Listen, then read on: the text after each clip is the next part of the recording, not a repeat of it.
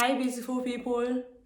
Wie einige von euch wissen, bin ich vor kurzem umgezogen und zwar am 1. November 2021. Ich habe das in meine Instagram Story erwähnt und habe eine Umfrage gestellt und einige haben dann gefragt, ob ich ein Tour machen kann, wo ich wohne, beziehungsweise meine Küche wollten die meisten sehen. Dann habe ich gesagt, sehr gerne, und dann kam das Thema Kühlschrank. Ganz genau, ihr habt richtig gehört. Mein Kühlschrank ist bei der Lieferung kaputt gegangen und ich hatte so viele Schwierigkeiten, um es zu bekommen, beziehungsweise um ein neues zu bekommen. Das habe ich dann in meine Stories auch reingestellt und die meisten wollten wissen, was genau passiert ist. Deswegen erzähle ich euch in diesem Video mit ein paar Nachweisen, was genau vorgefallen ist. Und ja, ich habe genau heute vor fast einem Monat, am 10. November 2021, einen Kühlschrank online bestellt beim Lidl. Und zwar haben die mir dann den Kühlschrank wann war das? Am 15. haben die mir diesen Kühlschrank geliefert. Das kam dann an. Da, wo ich aktuell wohne, habe ich leider keinen Aufzug.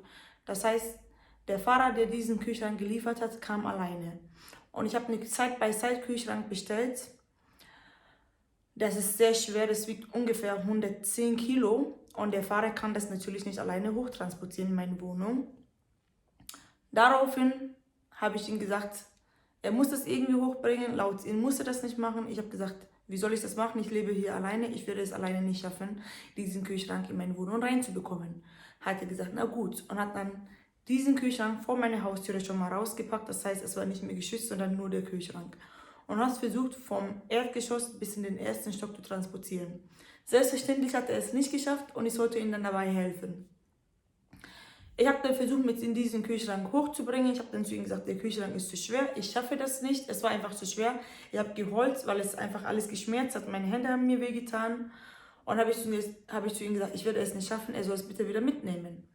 Hat er gesagt, nein, das passt schon. Ich soll ihm helfen. Er schafft das alleine hochzubringen. Okay. Wir haben es dann hochgebracht. Das waren, glaube ich, 3 Treppen, die wir geschafft haben. Sind dann bei meinen Nachbarn angekommen. Ich habe dann bei ihr geklopft und habe gefragt, ob sie mir dabei helfen kann. Sie hat dann mitgeholfen. Dann haben wir diesen Kühlschrank hochgebracht.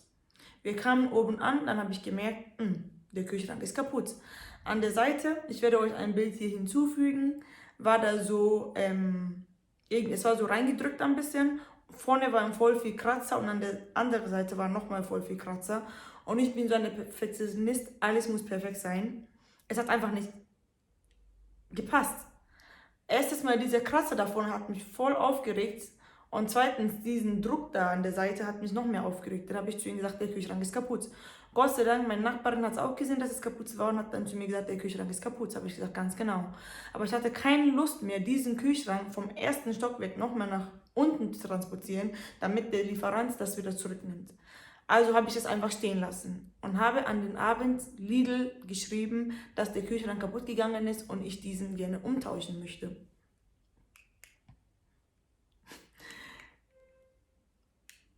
Ich rief dann beim Lidl an, dann ging eine Dame dran, ich habe dann geredet, sie meinte, sie hört mich nicht und hat dann irgendwann einfach aufgelegt. Dann rief ich nochmal an beim Lidl, da ging eine andere Person dran, ich habe ihm dann gesagt, um was es sich handelt. Ich habe dann natürlich meine Bestellnummer weitergeleitet, er hat sich das angeschaut im System und meinte so zu mir so, ja, die sind ja nicht der Kunde, also können wir nicht mit ihnen reden. Wir möchten mit der Kunde sprechen und nicht Sie. Sie haben das ja nur empfangen. Und dann sage ich zu ihm, bitte haben Sie ein bisschen Verständnis. Mein Verlobter hat diesen Kühlschrank quasi bezahlt, auch gekauft. Und er lebt nicht in Deutschland. Wie soll das möglich sein? Wie wollen Sie mit ihm reden? Er ist nicht vor Ort. Der Kerl, richtig frech, sagte zu mir, ja, das ist mir egal, wir sind ein deutsches Unternehmen. Da sage ich, ja, das ist mir bewusst.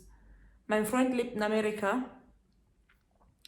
Er kann aus Amerika aus nicht anrufen, der hat schon angerufen, es ging nicht. Ob Sie mir bitte eine Telefonnummer geben können, womit ich aus dem Ausland anrufen kann. Das wäre dann quasi für meinen Verlobter.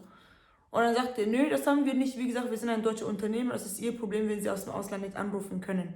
Selbstverständlich kann man aus dem Ausland nicht anrufen. Und ich zu ihm, ach so, ah, okay. Also es war möglich, etwas zu kaufen aus dem Ausland, aber es ist nicht möglich, zurückzubringen. Und komischerweise war es auch möglich, dass ich etwas empfange, was ich nicht bestellt habe, aber es ist nicht möglich, zurückzubringen, wenn es kaputt ist. Sagt er, ja, das ist ihr Problem. Ich so, okay, stellen Sie sich vor, Sie kaufen was für Ihre Frau oder Ihre Freundin oder sonstiges. Das ist kaputt, Sie möchten zurückbringen und dann sagen die zu ihr, ja, das nehmen die nicht, sie ist selber schuld. Was würden Sie machen? Sagt er zu mir, ich schenke meine Freundin gar nichts. Ich am Telefon richtig genervt, bettel und sag zu ihm, bitte haben Sie ein bisschen Verständnis, mein Verlobter ist nicht hier, das, was Sie von mir fordern, geht nicht, ich bin die Person, die es empfangen hat. Können Sie mir sagen, was für eine Lösung da gibt? Sagt er, nee, kann ich Ihnen nicht sagen, wie es ausschaut, verstehen Sie mich nicht, Sie verstehen ja überhaupt gar nicht und legt eiskalt auf. Der hat eiskalt aufgelegt. Ey, ich konnte nicht glauben, Leute. Ich habe gezittert, ich war wütend und habe geheult vor Wut. Dann habe ich einfach alles sein lassen. Ich habe dann erstmal ein bisschen rumgeheult, habe gejammert. Und meine Freundin, die davon wusste, dass ich diesen Kühlschrank bestellt habe und es kaputt gegangen ist, an den Tag rief sie mich ja an. Ich habe mich dann voll ausgeheult bei ihr. Danke dir, Sharon, dass du so viel Zeit hast, dass du mir zugehört hast, Rat gegeben hast. Und sie meinte zu mir so, ja, ruf doch nochmal an. Vielleicht geht ja eine andere Person dran und der wird dir dann dabei helfen. Ich rufe nochmal an. Die andere Person, die dran geht, genauso blöd, motzt mich auch voll an und sagst so, ja, sag ich, okay, was kann man da jetzt machen? Sag ich, okay, gut. Sie sagen zu mir, der Fahrer, der das gebracht hat, darf nicht hochbringen in meine Wohnung. Aber wenn er das nicht darf, warum hat er es dann hochgebracht, dass es überhaupt kaputt gegangen ist? Sagt er, ja, weil er dumm ist oder weil er nett sein wollte. Ich denke mir, hä? Und dann sag ich so, warum reden Sie so? Und dann legt er eiskalt auf. Ich heul wieder, ich rufe bei meinem Freund an und hol mich wieder aus bei ihm. Oh Gott, und habe denen eine Nachricht geschickt per E-Mail. Einige Tage später habe ich dann nochmal angerufen. Ich wollte das Ganze dann mit Vollmacht machen und dachte mir so, nee, mache ich nicht. Wenn die so blöd sind oder wenn die so gemein zu mir waren, gut, dann mache ich auch anders. Ich rief da dann nochmal an, ich habe denen genau die Daten gegeben, was sie haben wollten. Ich kenne ja alle Daten von meinem Verlobter. Und dann meinten die, ja, die kümmern sich drum. Nach einer Woche habe ich immer noch nicht von denen gehört. Und dann rief ich da nochmal an. Dann habe ich nochmal eine E-Mail geschickt. 2 Wochen später haben die sich gemeldet, haben dann zu mir gesagt, ja, wir kümmern uns um ihre Anliegen. Irgendwann haben die mir einfach eine Mail geschrieben und haben reingeschrieben, die möchten mir eine Kurantgutschrift geben. Die haben die Bilder gesehen und es tut denen leid, dass mein Kühlschrank kaputt gegangen ist. Dann habe ich zu denen gesagt, nö, ich möchte keine Kurantgutschrift, ich möchte einen neuen Kühlschrank. Der soll ausgetauscht werden, wenn der kaputt gegangen ist. Das lief alles per E-Mail. Dann hat es nochmal eine Woche gedauert, keiner hat sich gemeldet. 1,5 Wochen hat sich irgendwann jemand gemeldet.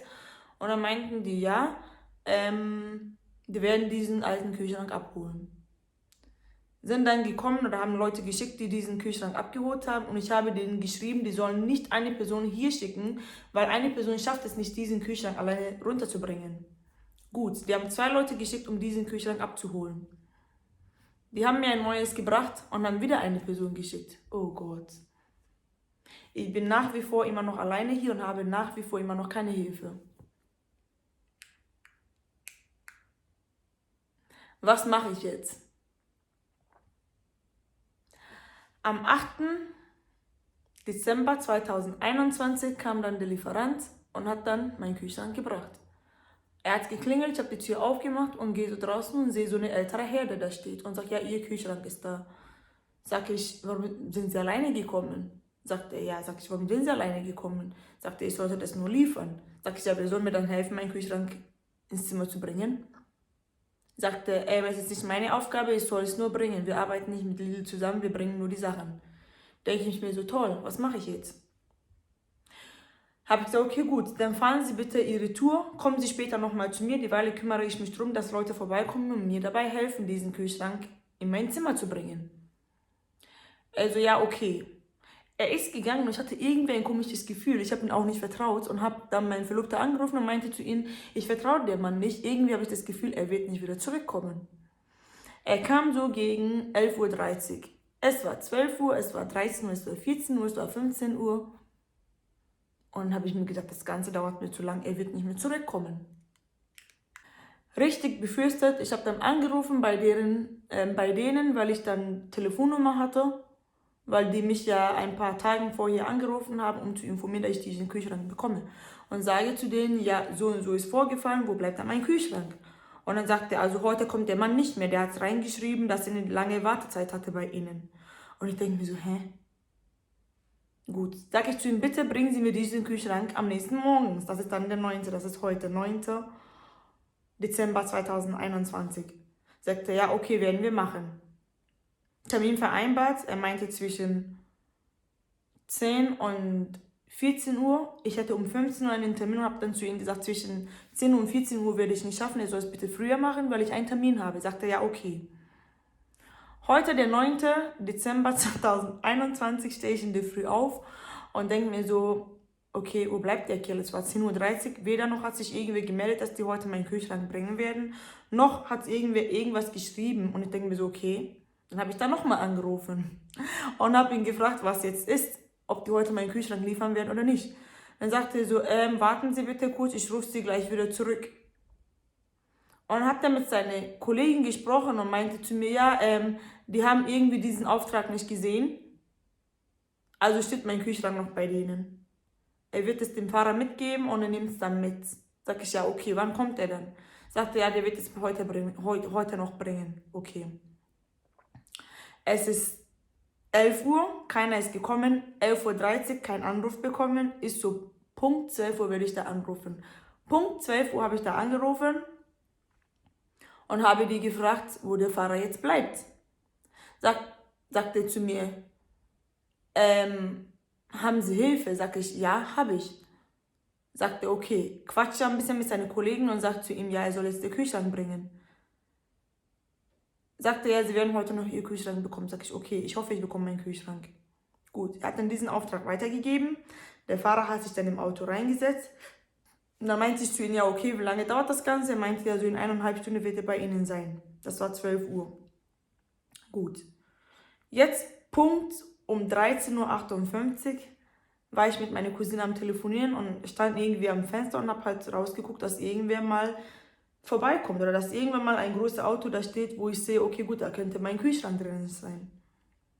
Irgendwann mal habe ich so runtergeguckt, das war Punkt 13:58 Uhr, stand da ein großes Auto und ich habe gesehen, wie der Fahrer da rauskam mit meinem Kühlschrank. Ich laufe runter und dann sage ich zu ihm, ja. Dachte zu mir, haben Sie Hilfe? Sag ich, ja, die Leute werden vorbeikommen und mir helfen. Stellen Sie es bitte vor die Türe. Sag ich, okay. Hat dann meinen Kühlschrank endlich nach einem Monatskampf hingestellt. Das steht jetzt vor die Türe. Meine Freunde werden heute vorbeikommen und mir dabei helfen, diesen Kühlschrank in meine Wohnung zu transportieren. Ich hoffe nur und bete zu Gott, dass alles gut läuft, dass nichts kaputt geht, weil sonst habe ich wieder diesen Ärger und ich werde keinen Kühlschrank bekommen dann. Einige haben dann zu mir gesagt, warum bringst du es nicht einfach zurück und kaufst einfach nicht woanders, wo die es dir in deine Wohnung transportieren werden. Ist so, nein, weil der Kühlschrank, was ich bekommen habe, es hat halt einen Bad, das ist halt voll schön und ich möchte unbedingt diesen Kühlschrank haben. Ich habe halt auch voll lange gesucht, um diesen Kühlschrank zu bekommen. Noch ein anderes Problem, wenn ich diesen Kühlschrank zurückbringe, habe ich das Problem, dass sie mir dann wieder kommen werden mit, ich bin nicht die Kunde, die werden mir das Geld nicht schicken. Und mein Freund ist ja nicht hier, der lebt in Amerika. Ich habe mir seine Kreditkarte gekauft. Wie soll das jetzt möglich sein? Also der Kühlschrank ist jetzt da. Wie gesagt, ich werde euch alles hier im Video einblenden, wie es kaputt gegangen ist, was für Nachrichten zwischen mir und Lidl lief. Und Leute, bitte, ich warne euch, bestelle niemals beim Lidl. Niemals beim Lidl online bestellen. Bitte, niemals. Ich habe dann schon erwähnt, ist mein Kühlschrank schon da. Ich zeige euch das Ganze mal. Das steht vor unserer Eingangstüre.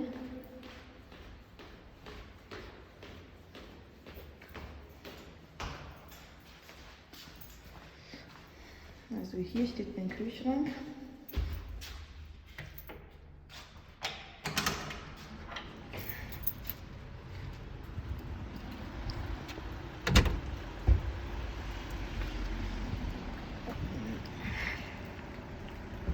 Das muss wirklich so schnell wie möglich. Ach du Scheiße, man kommt in der Wohnung nicht rein. Oh Gott. Das habe ich vorher nicht geschaut. Man kommt in die Wohnung nicht rein. Ein bisschen schwierig, aber naja, der Kühlschrank ist da und ich hoffe, dass es bald hochgebracht wird. Dann hat das Ganze auch ein Ende.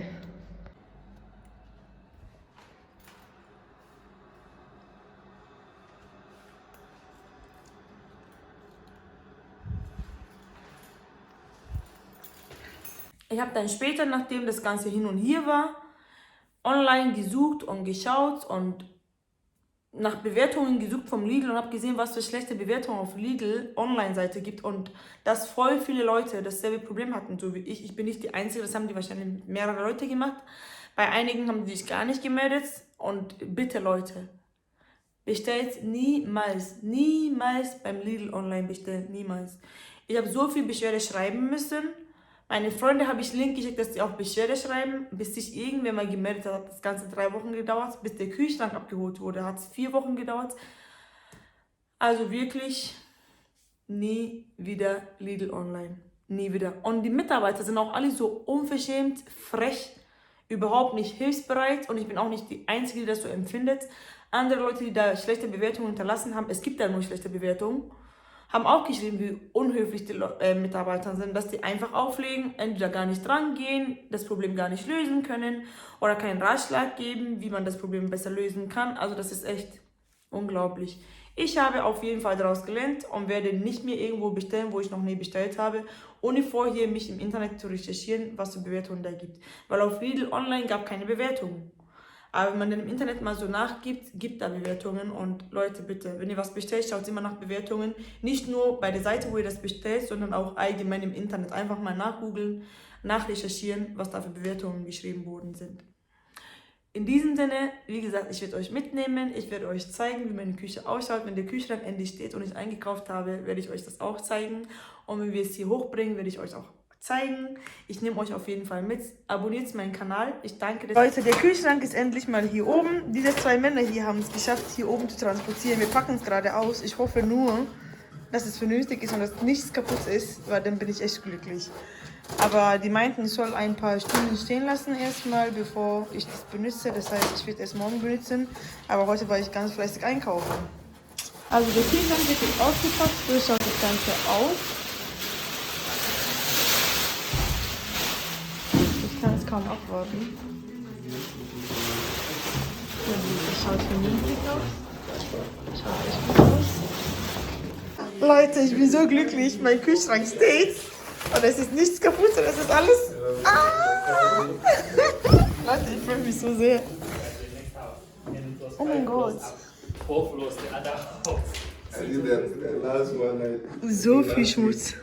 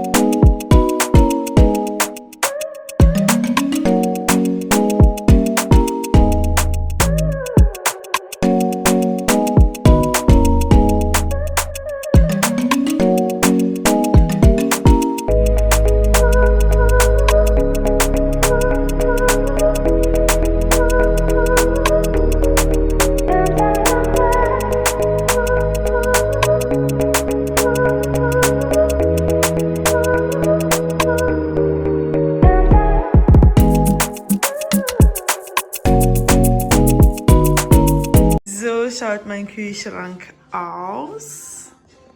Von der Seite. Schaut so aus. Es schaut noch alles ein bisschen so, wie ihr seht, zu viel Ärger gemacht. So schaut es innen drinnen aus. Und hier. Was ich an diesem Kühlschrank liebe, ist einfach diesen Bar hier. Und zwar klickt man hier drauf, dann geht es auf. Dann kann ich hier meine Säfte nehmen und ich kann es auch gerne hier drauf stellen. Leute, ich freue mich mega.